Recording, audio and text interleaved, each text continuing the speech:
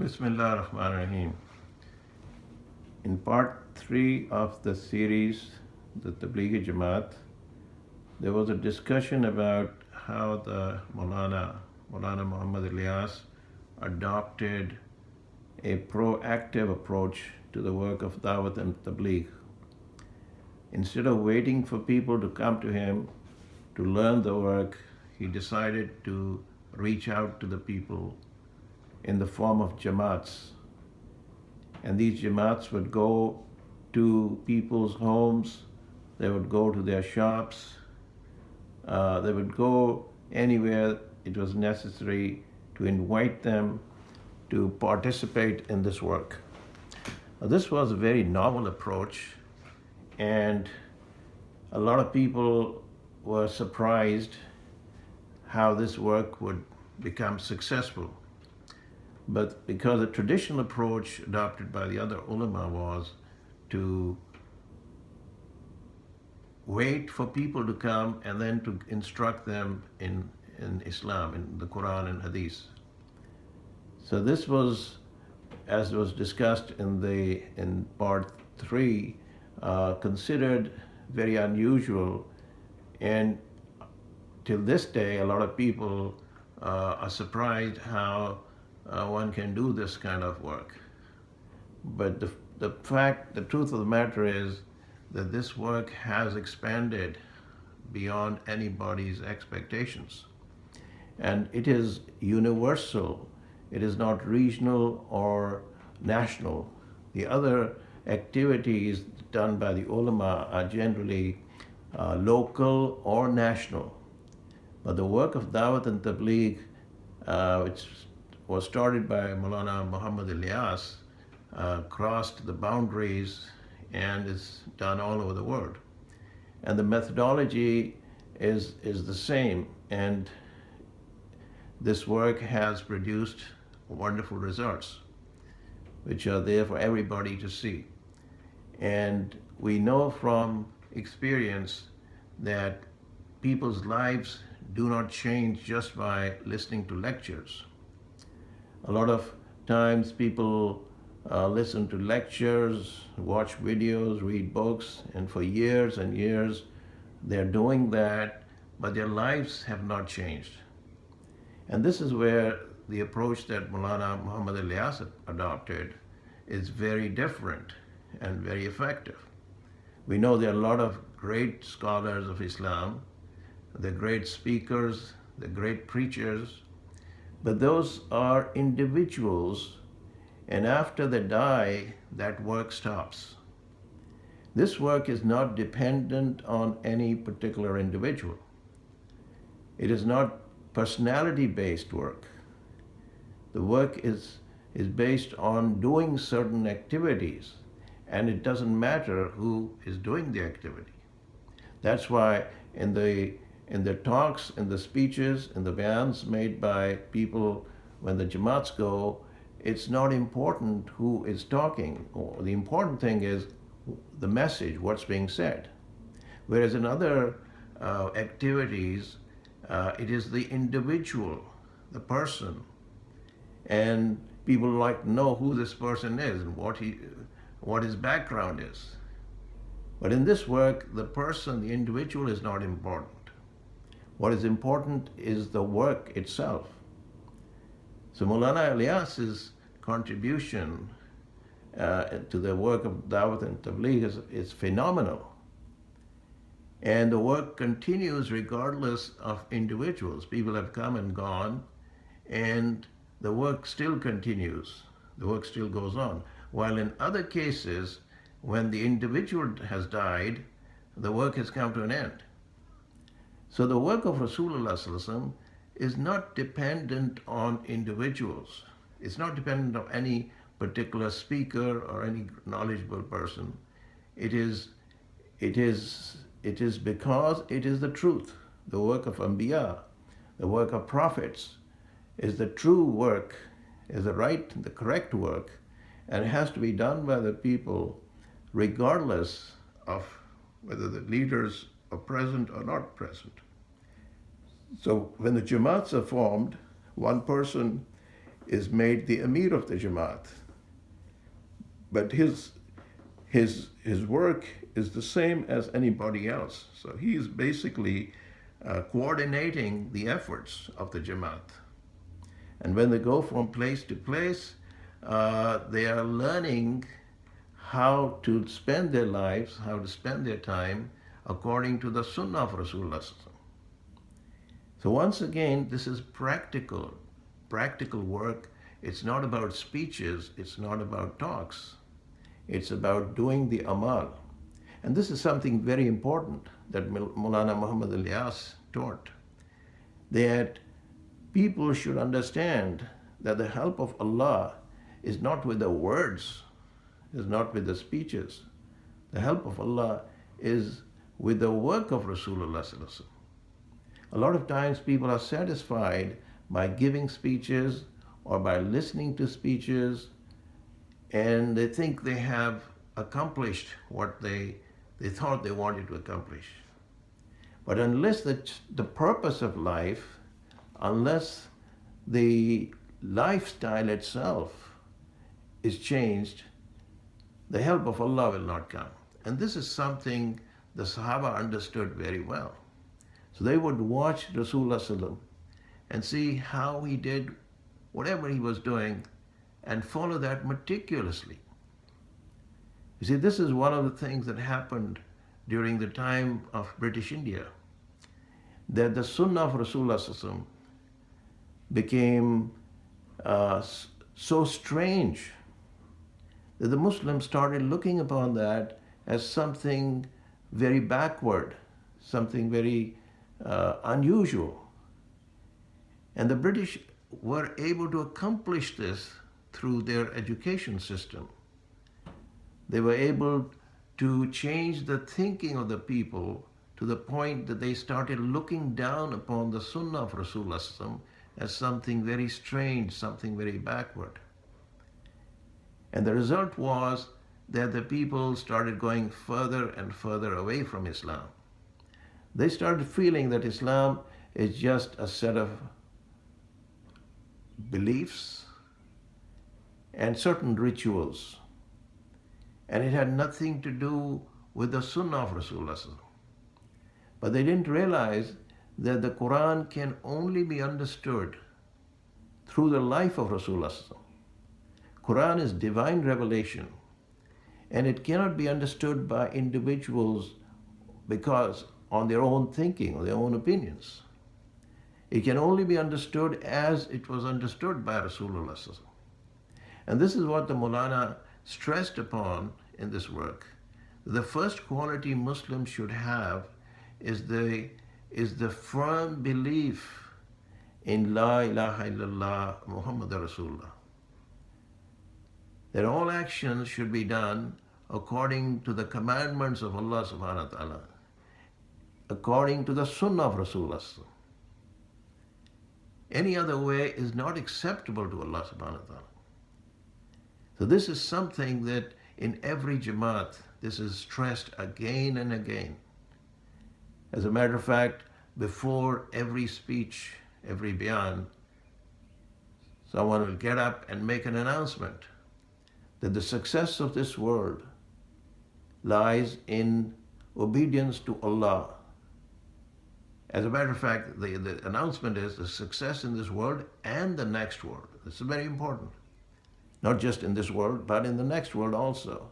Depends upon the orders, the commandments of Allah subhanahu wa ta'ala as shown by Rasulullah.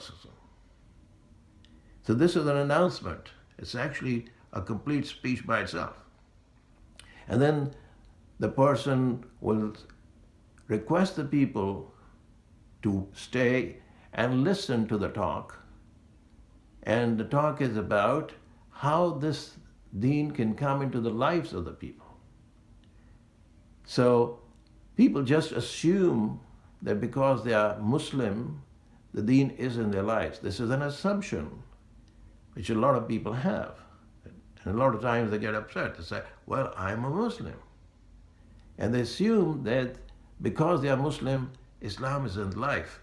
It's just like a child of a doctor starts thinking he's a doctor.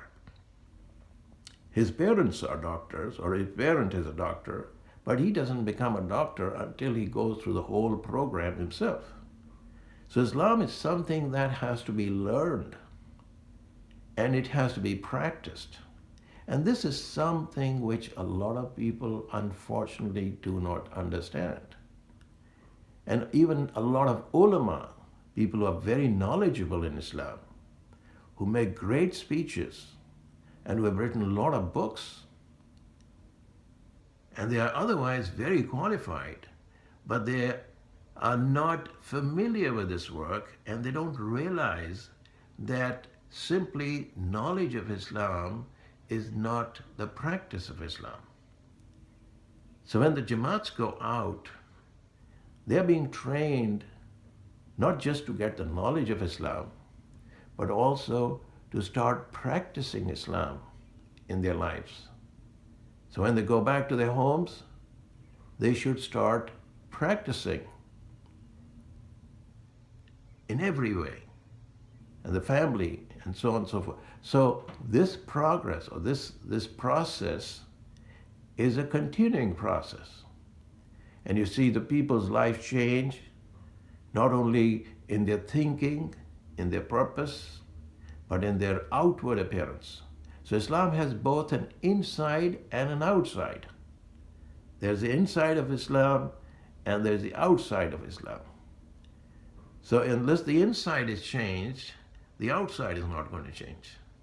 So a lot of times you see people who go through this program properly, successfully, their appearance changes. And people wonder, what happened? How did this person change? He looked very different before and now he looks very different. And the answer to that is very simple. His thinking has changed. He's now started thinking differently. And this is one of the main purposes of this work. Just imagine a person has been reading books and listening to lectures for years and years and years, but his inside and the outside is the same as it was before. And he might say that I am a Muslim. So we have to see what brings the change in the person. In this movement, in this work of Tablighi Jamaat, the lives of millions of people all around the world had changed dramatically. Their purpose has changed. They may be doing the same thing. They may be business people or doctors, lawyers, whatever they're doing, but their purpose now is to become the workers of Rasulullah. They have understood that Allah subhanahu wa ta'ala has chosen them to do the work of Anbiya. And this is very important to understand because a lot of scholars, a lot of ulama are reactive. They react to situations. For example, when the Qadiani issue came up, they reacted to that. There were protests, there were marches, there was a lot of turmoil, and they were able to prevail upon the government and get the things changed. So the purpose was accomplished, and that was the end of the matter.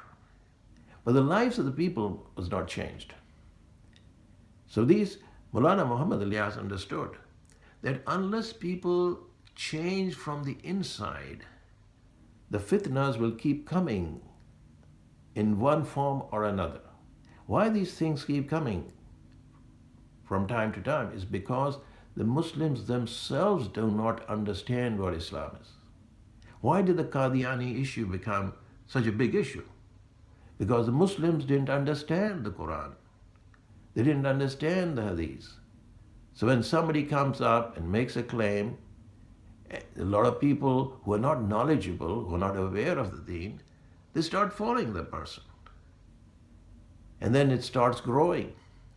So if the people were aware of Islam, and they were aware of the Quran and the Sunnah, when this Qadiani issue came up, they would have rejected it straight away. But because they were not aware, a lot of them fell into this trap. And it was being patronized by the British. Of course, they had their own agenda, they had their own plan of divide and rule, and it was working beautifully for them. So they kept on promoting such people because they understood that the Muslims are ignorant. They don't know what is right and what's wrong. They will fall for anything that comes along. Because of this reason, Maulana Muhammad Ilyas, he started working on the whole deen itself. That if people start practicing Islam, no fitna, nothing will affect them. And if something does come along, they will reject it. And this is the big difference between the approach that Maulana Ilyas adopted and the approach that the other ulama adopted. The other ulama were focusing on the symptoms, whereas Maulana Ilyas was focusing on the cause of the disease. He was going to the very roots. And in this way, he was able to accomplish to a large extent. But of course, this work continues to grow. And the more it grows, the more people understand the reality of this work, the more they'll be able to appreciate and do this work. So this is the solution. This is the way Rasulullah Sallallahu Alaihi Wasallam, he worked on the hearts of the people. He worked on the hearts of the people. When the hearts changed, it became easy for them to obey the commandments of Allah subhanahu wa ta'ala. When the orders came about alcohol, about gambling, about riba, it was easy for them to accept that. But now, because the people do not understand, they don't have the greatness of Allah subhanahu wa ta'ala in their hearts. So when the order of Allah comes, they reject it because they don't know who Allah is. Unless the greatness of the lawgiver is in the hearts, his orders will have no meaning. How many people know that this is haram and that is haram, but they reject it? But when it comes to the orders of the state, they will obey it.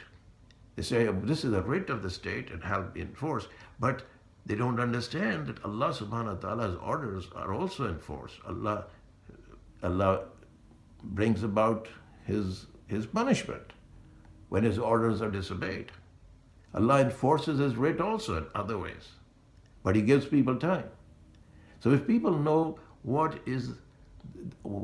the Creator is, and this is the first quality that Maulana Muhammad Ilyas wanted the Jamaats to